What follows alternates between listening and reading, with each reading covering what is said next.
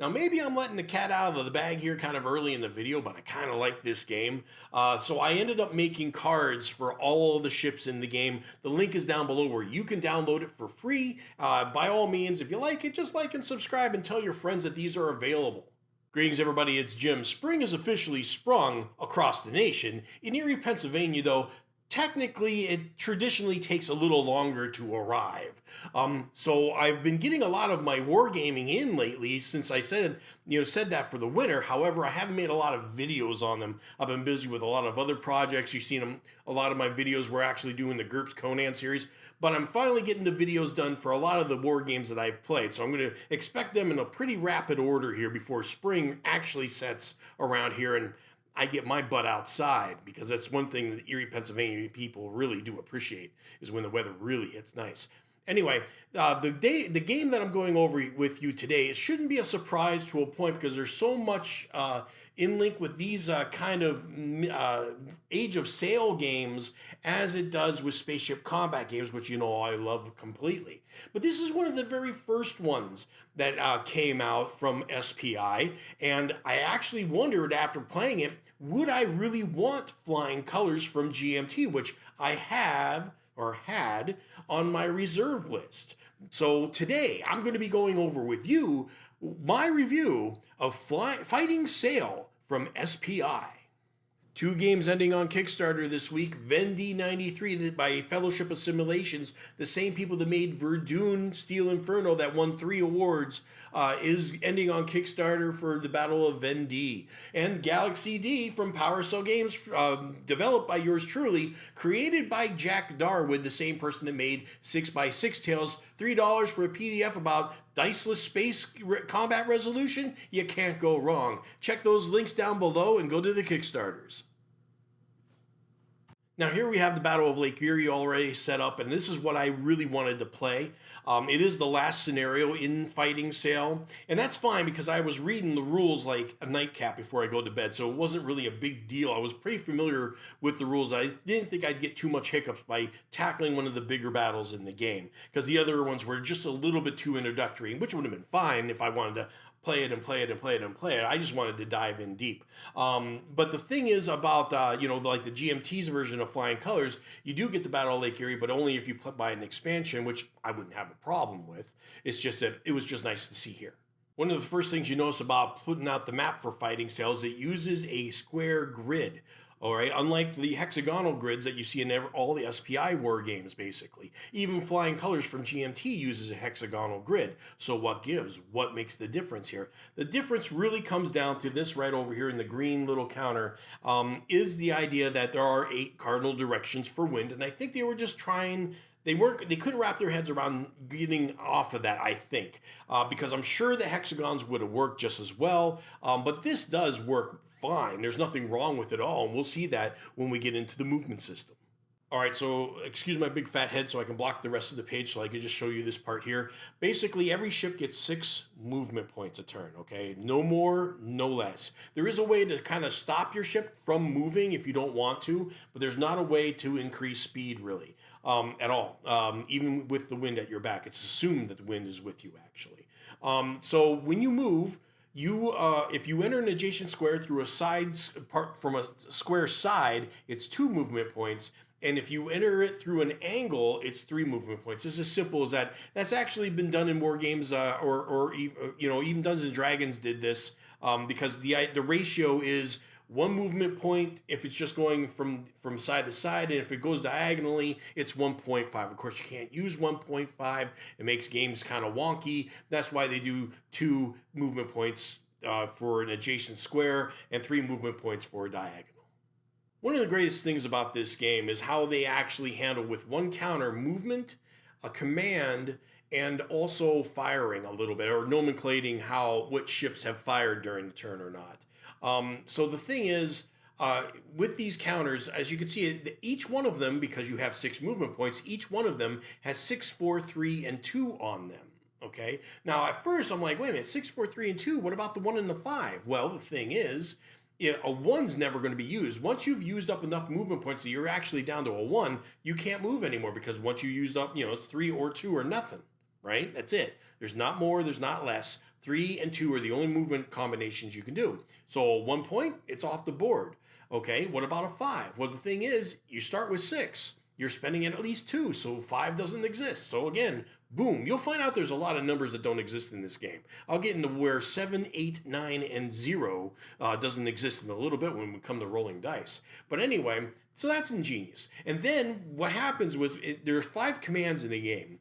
There's port, forward, starboard, wear, and tack. Now, forward just means you're just going to go straight forward. You're not moving, turning at all.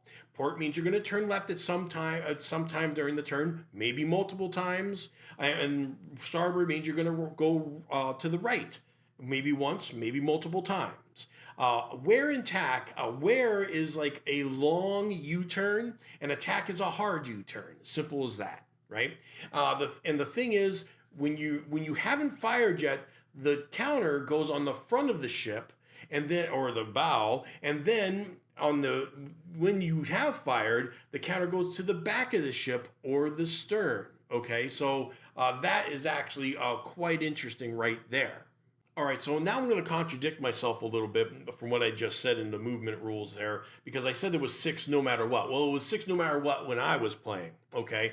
And the reason was because I read these rules beforehand at night and such, but they also forced a lot of terms on you, a lot of nautical terms, that some of them I got, port and starboard's left and right, and bow and stern is front and back.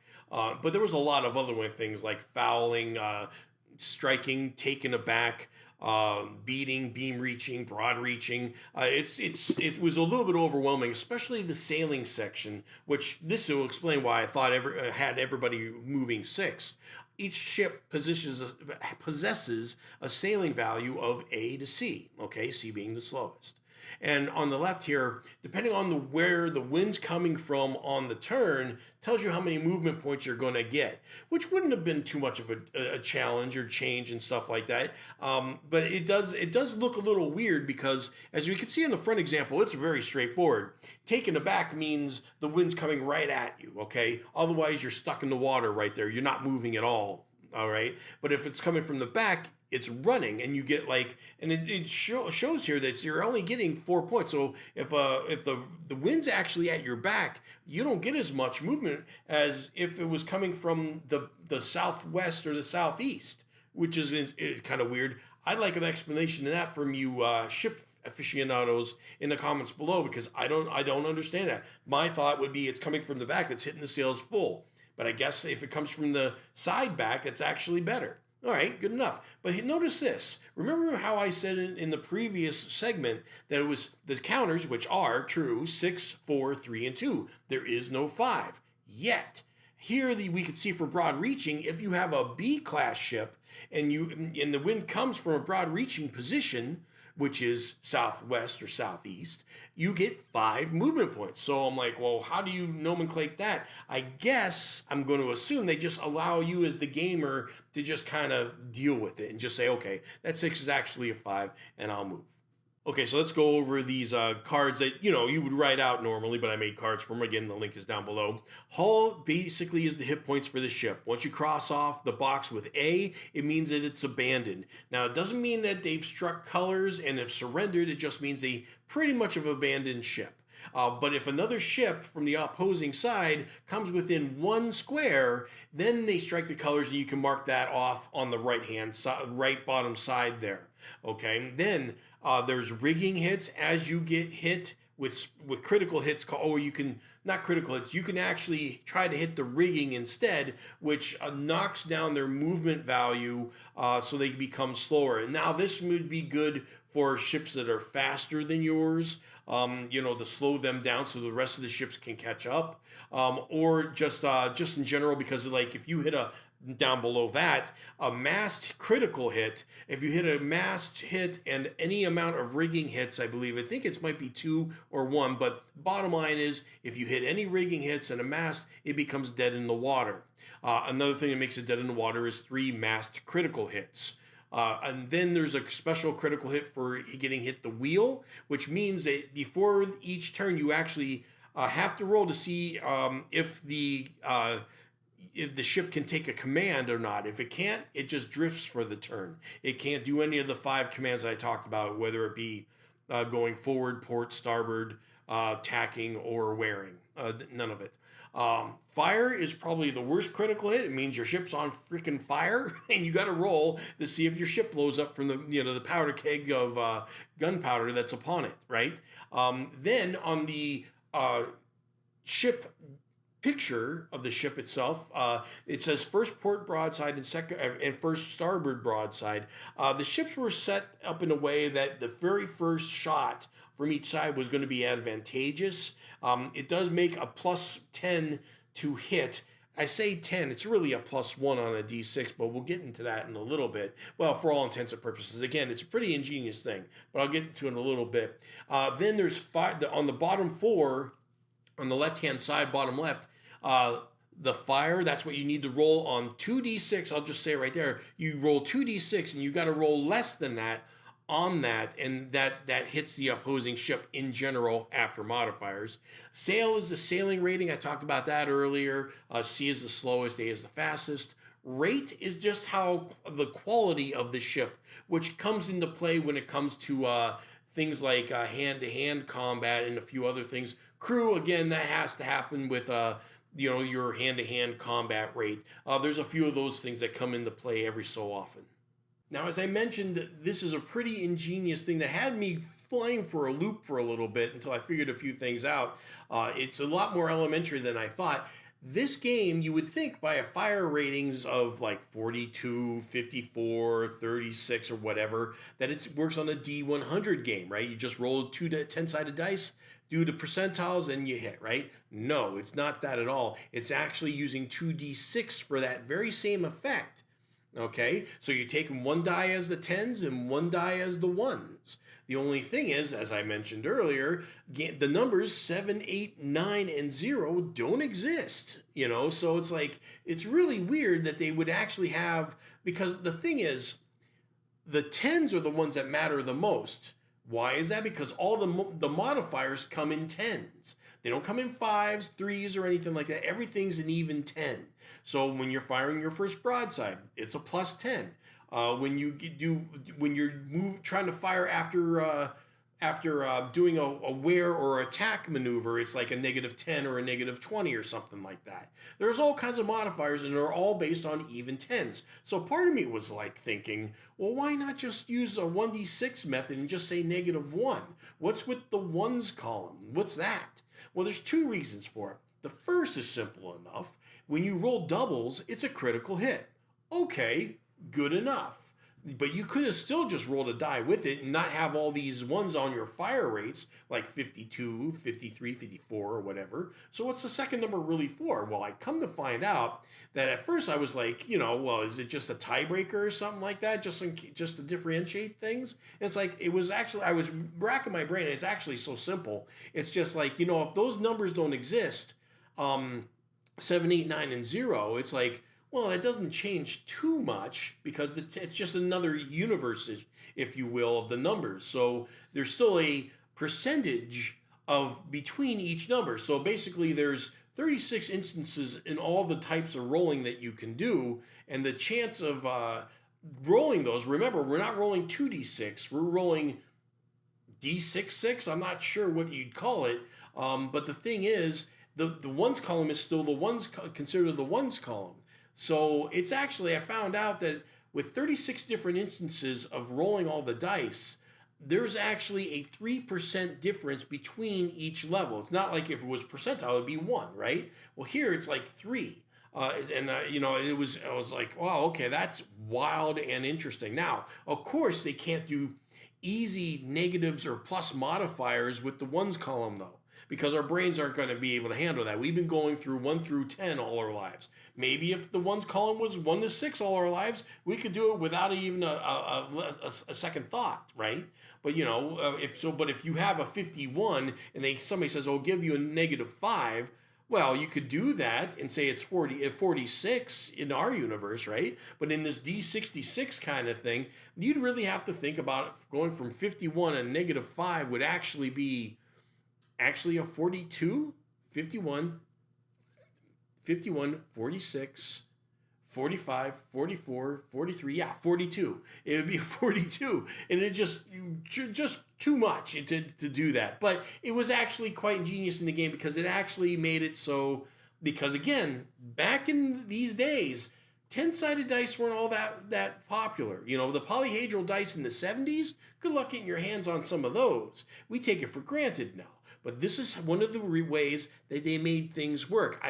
The more I play these games, the more I'm just loving the efficiency of just D6 in general, not having to rely on any of the polyhedral dice. I think polyhedral dice more and more were a beautiful gimmick. And come on, it's Dungeons and Dragons, right?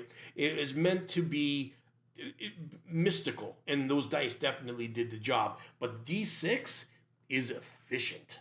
Now, the thing is, this game's really a big dance with the devil because of a number of reasons. Now, the thing is, first, effective range is very short. You only get to fire once a turn, and you want to maximize it mainly because, initiative in this thing matters. A good critical hit can turn the tide of a battle, or at least something for the ship. So, and that can happen on doubles. That happens quite a bit more than you think when you're playing a game. Sooner or later, it's going to happen. But especially if it happens early in the game, like it did with mine, two of the first ships got hit with some massive critical hits really early, like a wheel hit. And then, they're drifting already. But in this game, you really you take advantage of better shots because for every 40 points that you go under the rating, so if you have a 53, if you roll a 13, you're going to do 2 hits instead of 1, okay? So, and this is a big game where initiative and shooting first kind of matters. Sometimes it doesn't. But then again, with critical hits, maybe. But I mean, that's more of a luck thing. But, shooting first and effectively matter. But getting that close also makes for a lot of chaos because you're locking your movement in at the beginning of every turn, right? Now, mind you, there is some leeway in some things because when you say you're going to go to port or starboard, you don't have to do it right away. You got time. You can move 1 space or you can move 2 spaces before you make that turn. And by the way, another thing is the person who has the highest amount of movement points available to them gets control of the weather gauge. It doesn't mean they control the weather. It just means that they actually have the initiative to give everybody orders to say, okay, that ship's going to move, that ship's going to move. And it starts with, I believe, if I recall correctly, the people with the most movement points on their ship. So out of all the 6s, the player says, okay, I'm going to move all my ships right now, or I'm going to force you to move a ship, then I'll move my ships. And they get to pick which one does it. Right? And you only move 1 square. Okay, that's another reason why the ships have a 6, 4, 3, 2, because as soon as you move 1 square, you move it to the next movement points and you wait until all the other ships have moved. Okay, so it sits there. That's why you got to say whether you fired or not yet also, because after you move is the only chance you get to fire is after you move. So there's a lot of moving around and trying to get the most bang for your buck, and it really causes a lot of chaos, which is really half the fun. All right, so I want to be fair to GMT Games here and just say a few things here. First off, I have nothing against the game whatsoever. I was reading the rules again. There's only 24 pages of rules, more than Fighting Sail, but it does have a little bit more chrome to offer for people who want to play with more, a little bit more oomph or play these games a lot. And at $52 for the P500 pre-order, that's a pretty good price. It's going to be a little while, though, because the orders to date are only 168. I thought they were closer than that, but maybe I was thinking Talon instead of the spaceship combat game that they make for their new version. But the thing is, like I said, there's 24 pages and all, and it looks like it doesn't look too bad. And actually, they have the same